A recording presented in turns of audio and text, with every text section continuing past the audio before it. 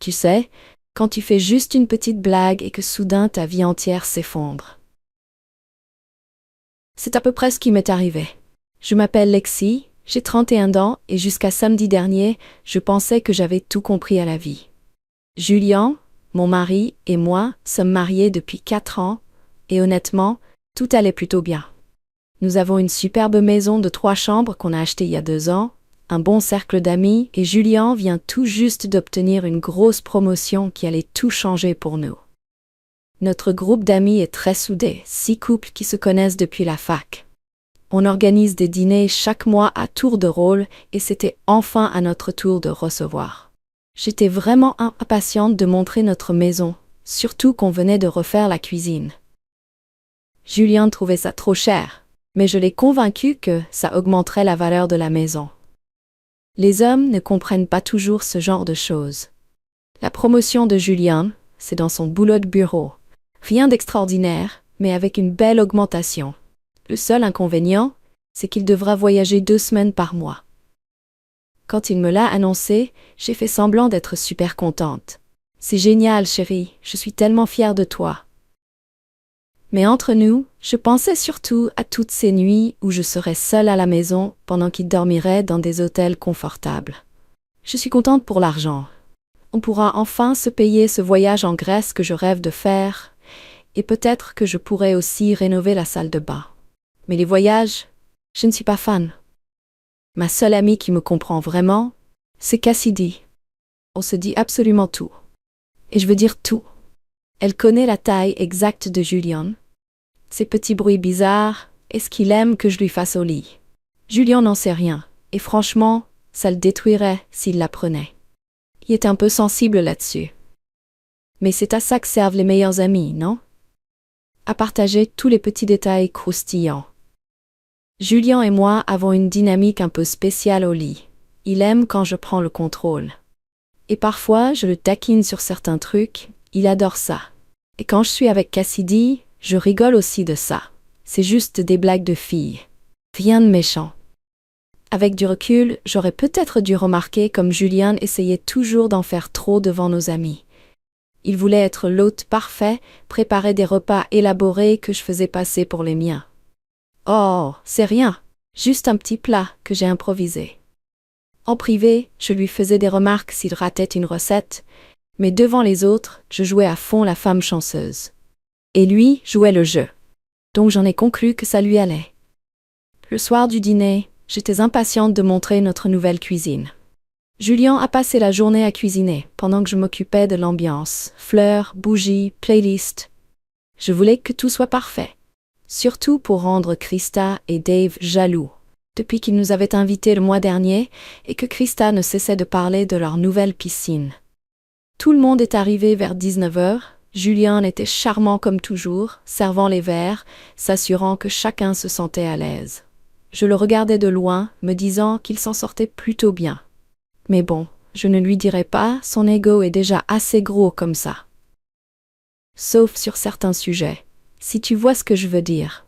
Je me souviens l'avoir regardé, pensant qu'il n'avait aucune idée de ce qu'il attendait après le départ des invités. J'avais prévu de lui rappeler notre petite entente pendant ses voyages. 2 semaines, c'est long. Une fille a ses besoins, tu vois. Et Julien a toujours cette petite moue trop mignonne quand je lui rappelle qu'il n'est pas exactement équipé pour me satisfaire à distance. C'est notre truc à nous. Bref, tout se passait bien. Le dîner était délicieux, tout le monde riait, l'ambiance était au top. Julien parlait de sa promotion, et moi je hochais la tête comme l'épouse modèle, souriante et bénie, pendant qu'en réalité je dépensais déjà sa prime dans ma tête pour m'offrir ces bottes de créateur que je convoite depuis des semaines. Quand il a mentionné les voyages, tout le monde s'est inquiété de la façon dont on allait gérer la distance. C'est là que Dave a lancé une remarque sur le fait que l'absence renforce l'amour, ce qui a fait rire tout le monde.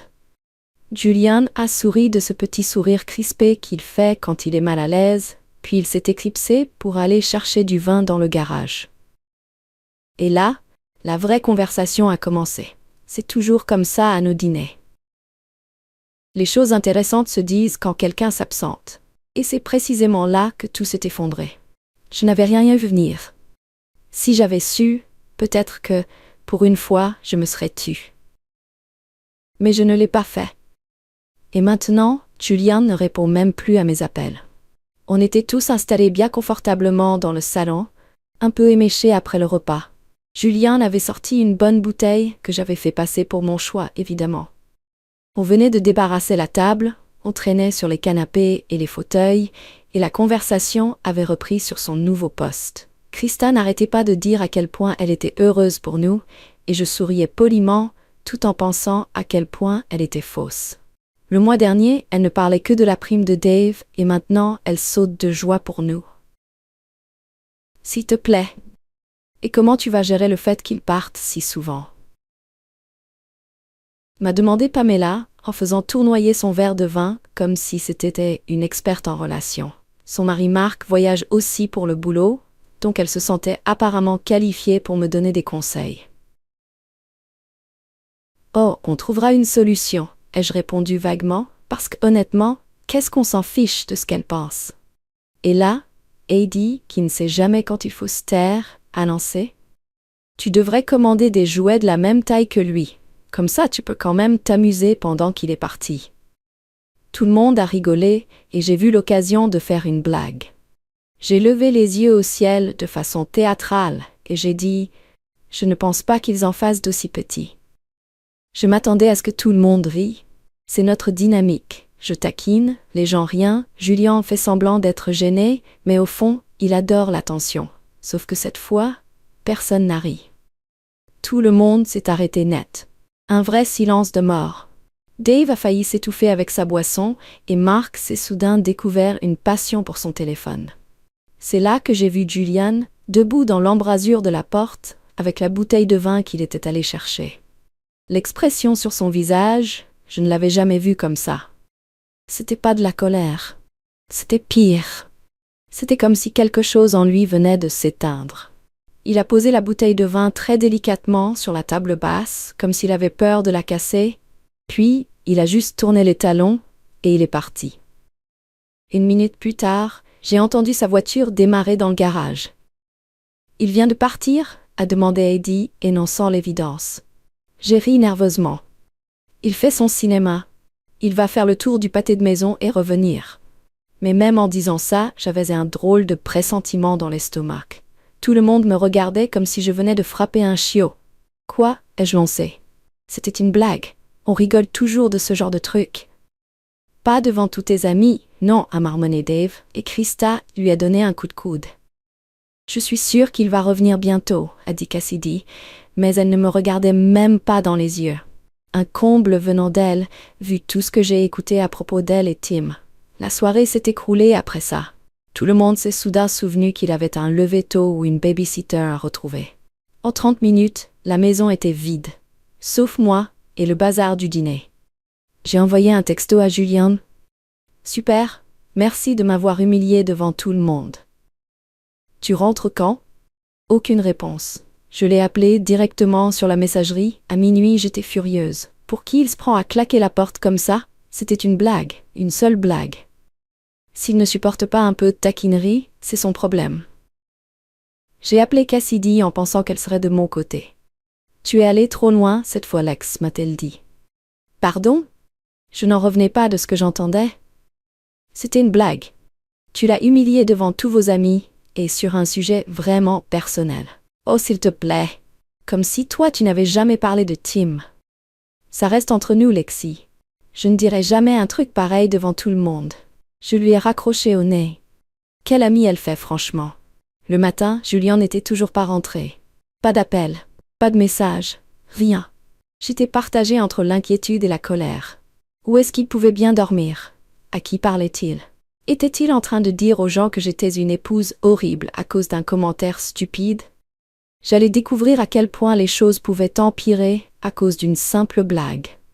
3 jours. C'est le temps qu'il a fallu avant que j'aie enfin de ses nouvelles. 3 jours de textos et de messages vocaux de plus en plus furieux de ma part, et lui. Silence total. J'avais appelé malade au travail parce que j'étais un zombie, pas dormi, le visage en vrac, la scène de la soirée qui tournait en boucle dans ma tête. Et malgré ça, je ne comprenais toujours pas pourquoi tout le monde faisait toute une histoire. Le 3e jour, il m'a enfin envoyé un texto. Je passe prendre quelques affaires pendant que tu seras au travail demain. C'est tout. Pas de désolé d'avoir réagi comme ça, pas de on devrait en parler. Juste une notification pour me dire qu'il allait se faufiler chez nous pendant mon absence. J'ai répondu tout de suite. Où étais-tu? On doit parler de tout ça. Silence pendant des heures, puis je suis au Marriott Centre-Ville. Je veux pas parler pour l'instant. Un hôtel? Même pas chez un ami? Il gaspille notre argent dans une chambre d'hôtel juste parce que ses sentiments ont été blessés par une blague? J'ai décidé de rappeler Cassidy, pensant qu'elle aurait retrouvé un peu de bon sens. Tu lui as parlé? Ai-je demandé quand elle a décroché. Son hésitation m'a tout dit. Oui. Et qu'est-ce qu'il a dit? Il est vraiment blessé, Lexi. Il a dit, ce n'est pas la première fois qu'elle fait des remarques comme ça devant les gens. C'est ridicule. C'était une seule blague. Un silence. Puis, tu es sûr? Et au Nouvel An, quand tu as dit qu'il ne tenait pas plus de 2 verres parce qu'il est taillé comme un collégien? Ou quand tu as dit à Heidi qu'il avait besoin d'aide pour ouvrir les bocaux? Je n'arrivais pas à croire qu'elle ressortait tout ça. C'était des blagues. Tout le monde plaisante sur son mari. Tim fait sûrement des trucs chiants, lui aussi. Oui, et on en parle en privé. Je ne balance pas ces complexes devant tous nos amis. Un doute a commencé à me traverser. Mes blagues étaient-elles vraiment si méchantes? Non. Tout le monde est juste trop sensible. Peu importe. Je n'ai pas besoin d'entendre ça de toi aussi. Je croyais que tu étais mon ami. Je le suis, justement. C'est pour ça que je suis honnête avec toi. Je lui ai raccroché au nez une nouvelle fois. Certaines personnes ne supportent juste pas l'honnêteté.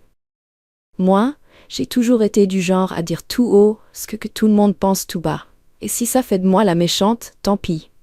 Le lendemain, j'ai décidé de ne pas aller au travail. Si Julian voulait venir chercher ses affaires, il devrait me faire face. J'ai attendu toute la matinée en répétant ce que j'allais lui dire. J'allais rester calme mais ferme, lui expliquer que sa réaction était totalement disproportionnée, mais que je lui pardonnerais s'il s'excusait. Quand il est enfin arrivé, l'air épuisé et distant, j'ai compris que je ne l'avais jamais vu comme ça. C'était comme si un inconnu portait le visage de mon mari. « Il faut qu'on parle », ai-je dit, en me plaçant dans le couloir pour bloquer l'accès à la chambre. « Y a rien à dire », a-t-il murmuré. « Rien à dire ?» Il a disparu pendant 3 jours à cause d'une blague. Il m'a juste regardé. Et pour la première fois, j'ai senti un frisson. Ce n'était pas une blague, Lexi. C'était une humiliation publique. Et ce n'était pas la première fois. Oh allez, ne sois pas si sensible. Arrête. Sa voix était si ferme qu'elle me laissa sans voix. Je suis venue récupérer mes affaires. Je reste à l'hôtel jusqu'à ce que je trouve un appartement. C'est à ce moment-là que j'ai compris qu'il était sérieux. Un appartement? Tu pars à cause de ça? Il a pris une grande inspiration.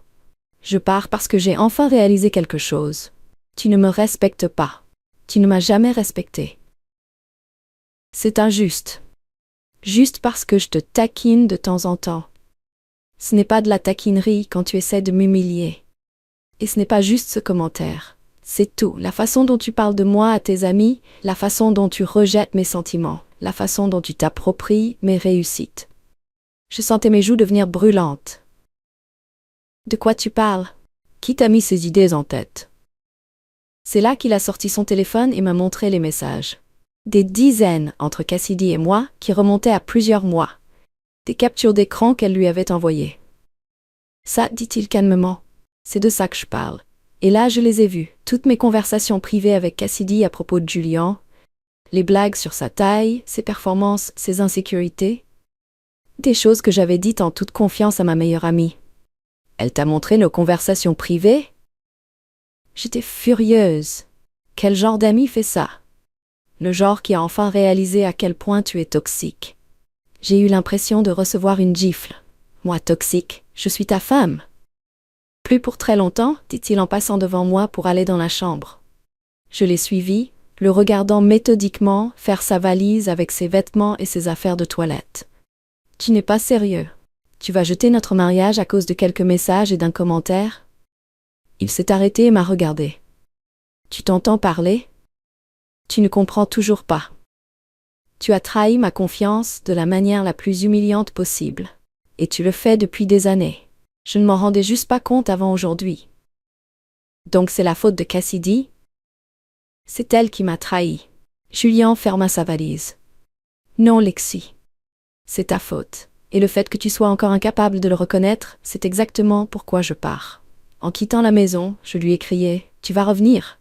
Tu vas aller où? C'est chez toi ici. » Il s'est arrêté à la porte, sans se retourner. Plus maintenant. Et comme ça, il était reparti. Je suis restée seule dans notre maison, soudainement vide, furieuse contre lui, contre Cassidy, contre tout le monde. Comment osait-il me faire passer pour la méchante? J'étais juste honnête. Ce que la plupart des gens sont trop lâches pour être. Je n'avais alors aucune idée à quel point les choses allaient empirer. Les nouvelles circulent vite dans un groupe d'amis. À la fin de la semaine, tout le monde savait que Julian et moi étions en pause, comme je le disais. J'ai essayé de contrôler le récit en racontant aux gens qu'il était trop sensible pour une simple blague, mais je voyais bien dans leur réaction qu'ils avaient déjà entendu sa version. J'ai posté sur Facebook. Parfois, la personne dont tu pensais qu'elle resterait à jamais est celle qui part dès que les choses deviennent difficiles. Restez forte. Je m'attendais à un déluge de soutien. À la place, la publication a eu 3 mentions « j'aime », toutes venant de vagues connaissances qui n'avaient aucune idée de ce qui se passait. Aucun de nos amis proches n'a réagi. Alors j'ai appelé Heidi, pensant qu'elle serait plus compréhensive, puisque c'est elle qui avait lancé la conversation sur les jouets. Je comprends pas pourquoi tout le monde agit comme si j'avais commis un crime, ai-je dit après lui avoir expliqué la situation. Lexi, elle avait l'air mal à l'aise. Ce que tu as dit, c'était vraiment blessant. C'était une blague. Tu l'aurais trouvé drôle si Julian avait fait une blague sur ton corps devant tout le monde? J'ai levé les yeux au ciel. C'est complètement différent. Vraiment? Oui, les mecs sont censés savoir encaisser une blague. Je crois que le problème, c'est que c'était pas vraiment une blague. C'était méchant. Je n'en revenais pas. Même Heidi était contre moi.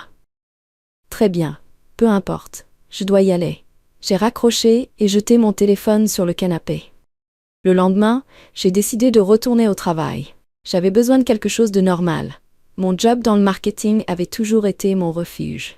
Mais dès que je suis entrée, j'ai senti que quelque chose n'allait pas.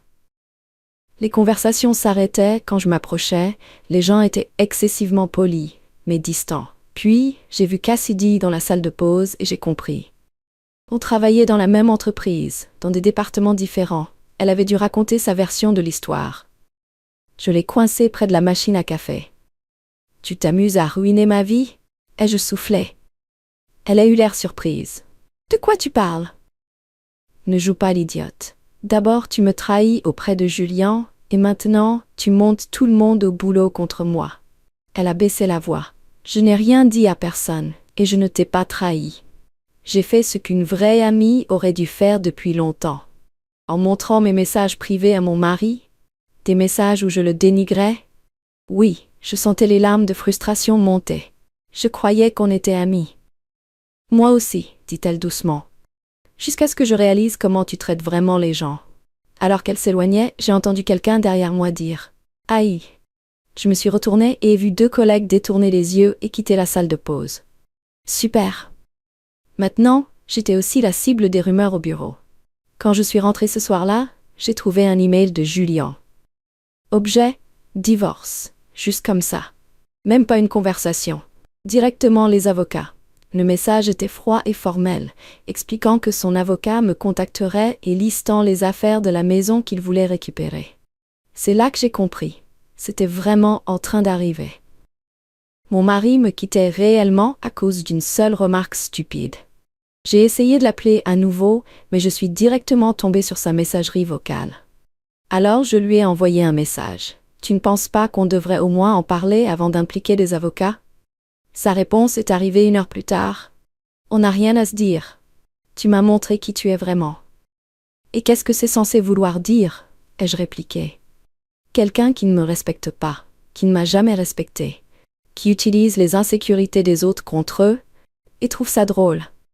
Je mérite mieux. Il mérite mieux. » Après tout ce que j'ai fait pour lui. J'étais furieuse. Tout ça, c'est à cause de Cassidy, hein? C'est elle qui t'a monté la tête contre moi. Non, Lexi, ça te concerne toi. Ça a toujours été toi. Je ne le voyais juste pas avant. J'ai jeté mon téléphone encore plus fort cette fois.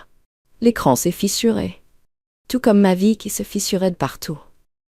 Et malgré tout ça, je n'arrivais toujours pas à comprendre pourquoi tout le monde me blâmait. 2 mois plus tard, et ma vie s'est complètement effondrée. Le divorce est en cours, et Julien refuse toujours de me voir sans la présence d'avocat.